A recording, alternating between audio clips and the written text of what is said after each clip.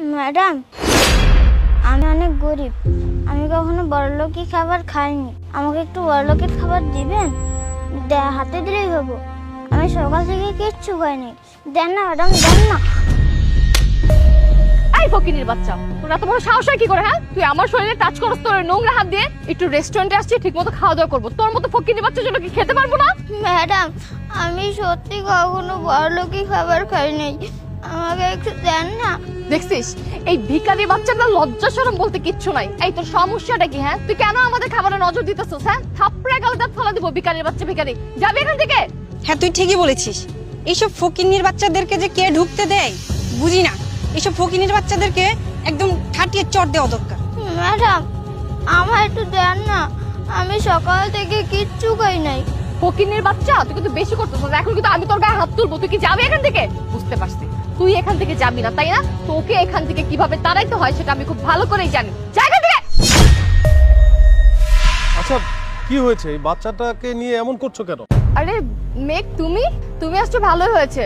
দেখো না, এই ভিখারির বাচ্চাটা খেতে বসে ডিস্টার্ব করতেছে। টোকাই টোকাই এগুলা যে কোথা থেকে আসে না, এই জন্য এখান থেকে বের করে দিচ্ছিলাম। আচ্ছা আচ্ছা, ওয়েট ওয়েট ওয়েট, বাবু তুমি বলো তো কি হয়েছে? স্যার দেখেন না, আমি একটু খাবার চাইছি দেখা উনি আমাকে মারতিছে। এই ফকিনীর বাচ্চা, এই তোর সমস্যাটা কোথায়? হ্যাঁ, একটু আগে বলতেছিস ম্যাডাম আমাকে খেতে দেন, আমি বড়লোকি খাবার জীবনও খাই নাই। আর এখন যেই মেঘ আসছে তুই ওর কাছে আমার নামে কমপ্লেন করতেছস। তুই জানোস ওকে? ও আমার হবু হাজবেন্ড। ও যদি কিছু বলে না তাহলে আমার বিষয় তোকে বলবে। তোর হয়ে আমার সাথে কথা বলতে আসবে না ভিখারির বাচ্চা। যা এখান থেকে। ব্যাস, অনেক হয়েছে। আচ্ছা, তোমার সাথে তো আমার বিয়ে ঠিক হবে আজকে দিনে, কিন্তু তুমি কি জানো যে আমার একটা সন্তান আছে? সেই সন্তানটা কে?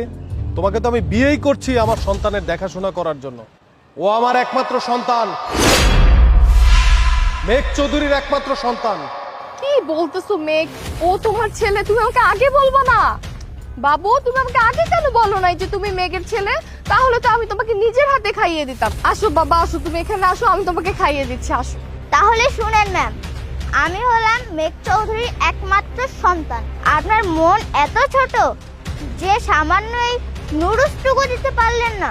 আপনি জানেন না হয়তো, আমি সকালবেলার নাস্তায় 32 পদের আইটেম থাকে আমার সামনে। এটা তৈরি করার জন্য 10 জন লোক আমার আশেপাশে থাকে।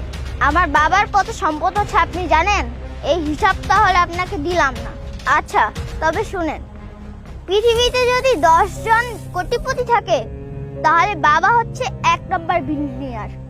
আর আপনি আমাকে সাধারণ নুডলস দিতে পারেন নাই? আপনার মন মানসিকতা এত ছোট।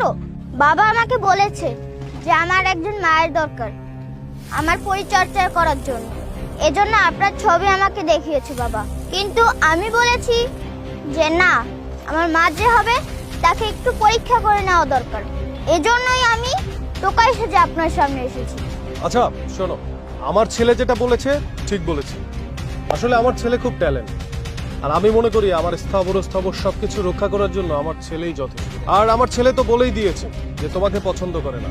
তোমার মতো মেয়েকে বিয়ে করা আমার পক্ষে একদমই সম্ভব না, কারণ যে কিনা একটা পথ শিশুকে ঠিকভাবে দেখাশোনা করতে পারে না, সে আমার বাচ্চার কি খেয়াল রাখবে সেটা আমি ভালো করে বুঝতে পারছি।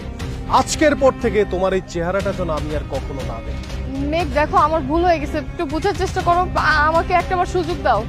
আমার কাছে মাপ চাইতে হবে না, কারণ মাপ চেয়ে কোনো লাভ নাই। তুমি কি ভেবেছো আমার কাছে মাপ চাইলে আমি তোমাকে মাপ করে দেব? তুমি আমাকে আর আমার ছেলের দেখাশোনা কোনোদিনই করবে না।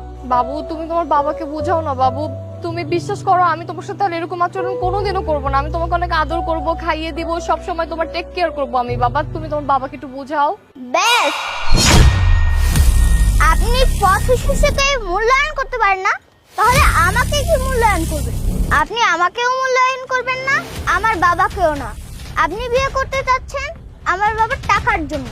এরকম মায়ের আমার কোনো দরকার নেই যে মানুষকে ভালোবাসতে পারে না।